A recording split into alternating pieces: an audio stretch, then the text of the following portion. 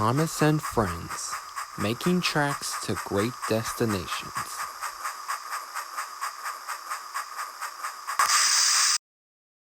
This is a story about Gordon, the big engine. He was a very proud engine, who always thought he knew best. But then one day, something happened to make him realize otherwise. Gordon was always boasting and telling the other engines how to behave. One day, he was showing off to Edward. "You watch me this afternoon as I rush through with the express. That will be a splendid sight for you when you're shunting freight cars."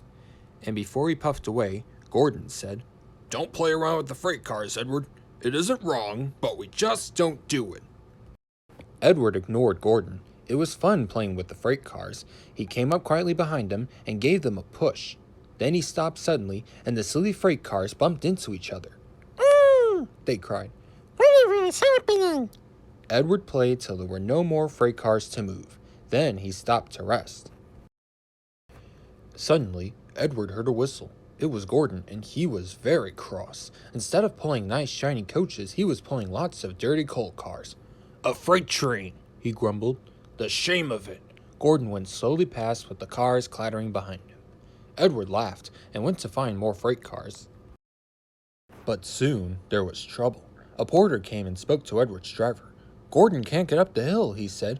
"Will you take Edward to push him, please?" Edward found Gordon halfway up the hill. His driver was very cross with him. "You're not trying," he shouted at Gordon. "I can't do it," replied Gordon. "The silly coal cars are holding me back." Edward came up behind Gordon's brake van, ready to push. "You'll be no use at all," huffed Gordon. "You wait and see," replied Edward. The brakeman blew his whistle, and Gordon tried to pull forward as Edward pushed him as hard as he could. "I can't do it! I can't do it! I can't do it!" puffed Gordon. "I will do it! I will do it! I will do it!" puffed Edward. Edward pushed and puffed with all his strength, and before long Gordon was at the top of the hill. "I've done it!" he said proudly, forgetting all about Edward pushing behind, and Gordon ran on to the next station without stopping to say thank you. But Sir Topham Hatt didn't forget to thank Edward. The next day, he was given a beautiful coat of blue paint with red stripes. Gordon hadn't learned his lesson. He still boasted and told the other engines how to behave. Now it was Henry's turn. "Henry whistles too much," said Gordon.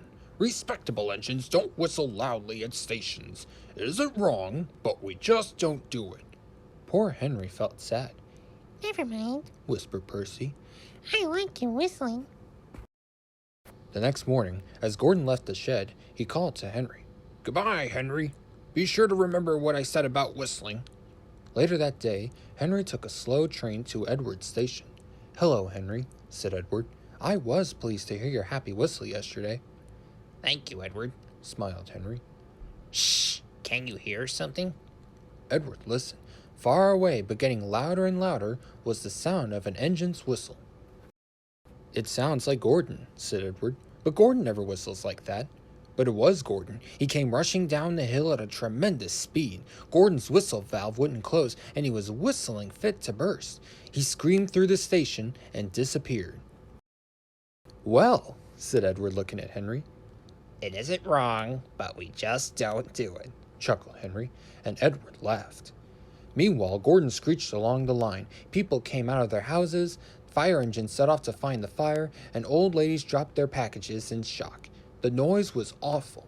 Porters and passengers covered their ears. Sir Topham Hatt covered his ears, too. "Take him away!" he bellowed. "And stop that noise!"